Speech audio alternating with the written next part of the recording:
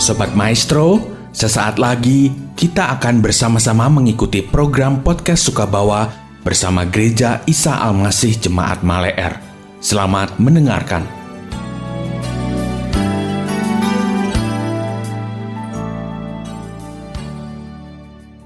Podcast Sukabawa by Gereja Isa Al-Masih Maleer.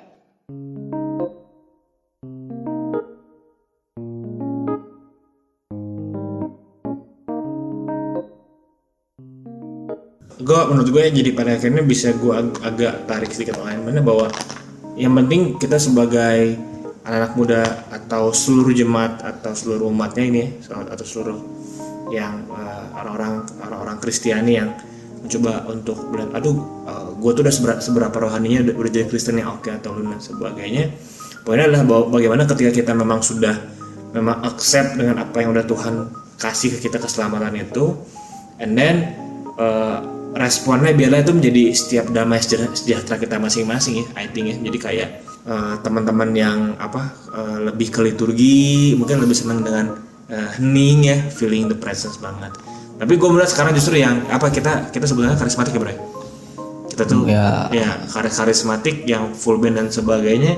Justru sekarang gue melihat beberapa arahnya ada sempat ada banyak solitude dan sebagainya. Menurut gue jadi kayak bisa yang penting kalau kita damai sejahtera melakukannya ya keep going dengan respon tersebut. Tapi yang perlu kita make sure adalah kesadaran kita, awareness kita dan keyakinan kita telah menerima keselamatan, kita telah terima anugerah itu, ya biarlah proses respon itu ya Roh Kudus yang tuntun ya. Ada banyak hal yang muncul saat ini, apalagi kalau kita ngomongin pelayanan youth atau ya memang kita sering banget sih di podcast ini bahas tentang soal youth ya, karena memang ya kita berkecimpung di sana juga. Ada banyak challenge yang akhirnya sama kita selama mungkin bro ya 6-7 tahun atau mungkin I think 8 tahun juga ada kita melayani di youth gitu ya. Ya kita nggak bisa pakai cara yang sama dengan 8 tahun yang lalu gitu. Kita nggak bisa pakai cara yang sama dengan pendekatan lama. Bahwa misalkan kita mengencourage semua orang untuk berbahasa roh misalkan, karena ya pada saat itu kita punya pemikiran bahwa gitu kalau berbahasa itu sebagai suatu karunia dan ketika kamu udah menerimanya tuh Roh Kudus tuh tinggal ya. Kita kan suka punya pemikiran kalau kita bisa berbahasa roh artinya memang Roh Kudus tuh benar-benar ternyata tinggal di kita. Tapi nyatanya enggak kan. Artinya bahwa Roh Kudus memang sudah tinggal di dalam kita dan karunia orang kan beda-beda ya. Betul. Dulu gue punya pemikiran kayak gitu bro, kayak berbahasa. Bahkan beberapa orang, ya gue nggak tahu ya, ini bisa sangat subjektif atau bisa sangat didebat. Tapi mungkin ada beberapa orang juga yang akhirnya jadi memaksakan gitu. Maksudnya kayak aduh yang lain udah bisa bahasa roh, gue nggak bisa, langsung merasa tertinggal. Akhirnya jadi encouragement juga bahwa saat ini kita bisa melihat Injil kebenaran sebagai suatu anugerah juga buat kita, tapi juga bagaimana kita bisa secara fleksibel untuk bukan fleksibel ya, mungkin kita punya free will tapi kita juga responsibility-nya ada untuk kayak tetap menjaga kebenaran-kebenaran yang memang kita pelajari dan memang terus belajar jadi kuncinya bro ya. Maksudnya we love to hear many stories atau many preach dari beberapa orang yang banyak point of view, dan pada akhirnya kita nggak bisa melihat pendeta ini paling benar atau si ini paling benar dan sebagainya. Pada akhirnya hidup kita kan tentang collecting something ya dari setiap momen di hidup kita gitu ya. Maksudnya bukan berarti satu momen tuh mendefine kita gitu, misalnya kayak gue hanya akan mendapatkan revival di retreat misalkan dulu ya. Jangan enggak kan. You can still have it ketika di motor dan sebagainya, kita pernah bahas juga. Dimanapun kita berada kita tetap bisa mengalami Tuhan kapanpun gitu ya.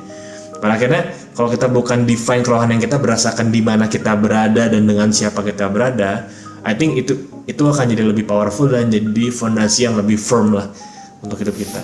Supaya pada akhirnya ketika misalkan kakak mentor gue udah pergi ke luar kota atau ke luar negeri atau bahkan ada suatu problem dan akhirnya harus keluar dan sebagainya, kan bukan berarti kita langsung down ya, nggak sih? Maksudnya ya kita harus cari cara untuk back again dengan kerohanian kita boleh kecewa, kita boleh sedih dan sebagainya, tapi find way back home itu lebih penting, dan caranya adalah kembali refreshing setiap hal yang kita collect dari masing-masing musim hidup kita, orang-orang ngomong apa dan sebagainya.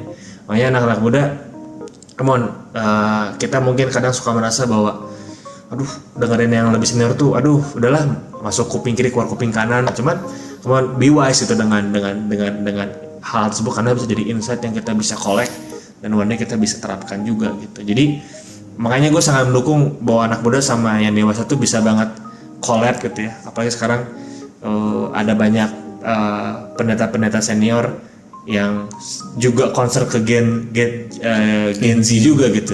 So ya, why not kita juga coba concern ke mereka untuk dengerin apa yang mereka mau bagikan gitu, karena itu mungkin jadi sesuatu yang insightful dan juga powerful buat kita.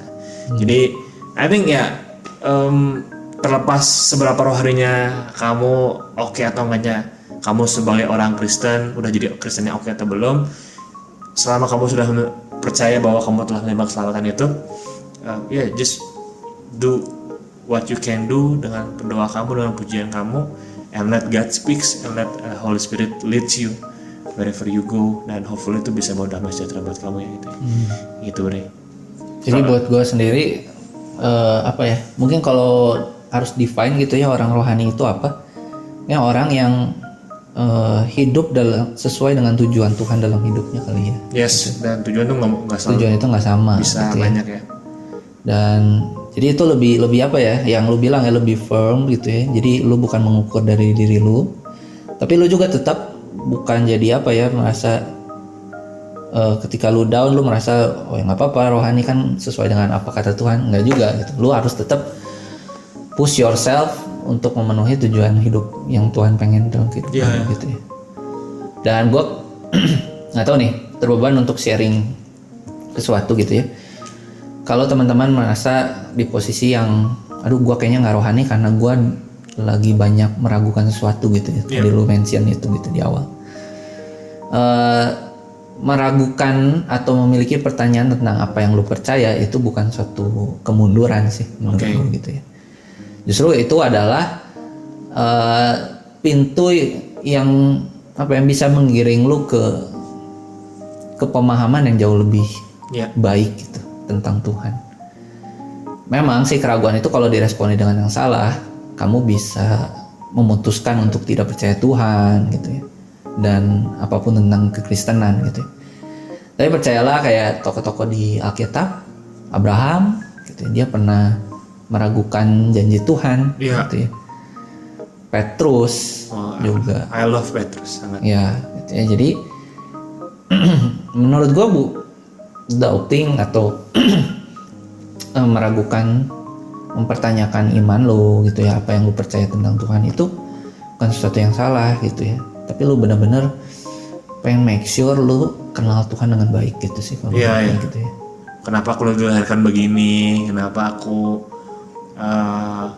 harus nggak achieve my dreams? Padahal aku tuh udah doakannya lama. It's okay gitu ya. Maksudnya somehow memang itu fase yang Iya. There is something pastilah. There is something behind it. Menurut gue ya, itu kalau kita hanya deep dive di kekecewaan dan kebencian, wah it's so dark sih. Jadi pada akhirnya ya sama sih kayak ketika kita sebagai anak muda juga melihat gereja kita seperti apa dan pengen punya ekspektasi seperti apa juga, pada akhirnya kita jadi bisa mengerti gitu untuk connecting expectation with reality juga gitu ya. Dan gue sungguh mendoakan dan sangat optimis melihat kegerakan anak-anak muda gitu ya. Maksudnya kita bisa lagi lihat anak-anak muda yang jadi figur juga gitu, kita juga anak-anak muda yang hopefully kedepannya bisa jadi gue cukup kaget sih sebenarnya jujur dengar ada salah satu pastor yang kemarin datang ke gereja kita yang dia bangun gereja komunitas dan gereja pertama di umur 23 tahun waktu itu. Gue langsung kayak wow gitu ya. Maksudnya dulu gue pernah punya mimpi punya bikin komunitas di saat gue on fire-nya gitu. Dan ketika respon orang ketika gue ajak, memang caranya salah sih. Maksudnya waktu itu gue berpikirnya bahwa apa yang gue harus utamakan adalah konten dulu. Jadi gue pengen orang lihat dulu komunitas gue nih kayak gimana. Jadi kayak gitu, aktif sharing insightful quotes dan sebagainya, tanpa mikirin bahwa nggak ada firm foundationnya gitu sama sekali bro gitu ya. Maksudnya kayak ya udah aja gitu, jalanin ngumpul dan sebagainya, nggak ada kasih juga di situ, cuman kayak nanyain pas kumpul aja. terus juga pengen semua didokumentasiin biar semua orang lihat dan sebagainya. Ya nggak ada salahnya sih, cuman gue merasa saat itu from foundation yang hilang tuh adalah trust dan juga surrendernya gue sama Tuhan gitu. Semua benar-benar baik, kekuatan gue sendiri gitu. Pada akhirnya ya gue sadar bahwa mungkin ada saatnya gue nggak boleh, ada saatnya memang gue harus agak rem sedikit untuk nggak terlalu ngotot dengan beberapa hal yang gue pengen gitu, and wait and see aja gitu dengan apa yang sebenarnya Tuhan pengen kasih gue dan kerjakan. Itu kadang-kadang in a rush ya, apalagi anak muda pengen banget in a rush, in transition, in everything, in rush dengan pertumbuhan kuantitas orang-orang yang hadir dan sebagainya. Ya saran gue be patient aja ya, dengan segala fase hidup lu, dengan segala fase komunitas lu, karena kita nggak pernah tahu apa yang terjadi sekarang itu akan berdampak seperti apa. Tapi as long as we are surrender dan terus setia, I believe ada dari something yang bisa bikin suatu komunitas growth. Bahkan untuk pribadi-pribadi itu, meskipun pribadi teman-teman kamu mungkin udah ada yang nggak ada di komunitas dan akhirnya bertumbuh di tempat lain, ya that's fine gitu. Pada akhirnya biar itu jadi collective memories yang menguatkan masing-masing. Podcast Sukabawa by Gereja Isa Al-Masih Maleer yang berlokasi di Jalan Maleer 1 nomor 15. Untuk informasi ibadah, pelayanan, dan komsel, dapat menghubungi Sekretariat Gereja Isa Al-Masih Maleer di nomor 0821 1965 9019. Tuhan Yesus memberkati.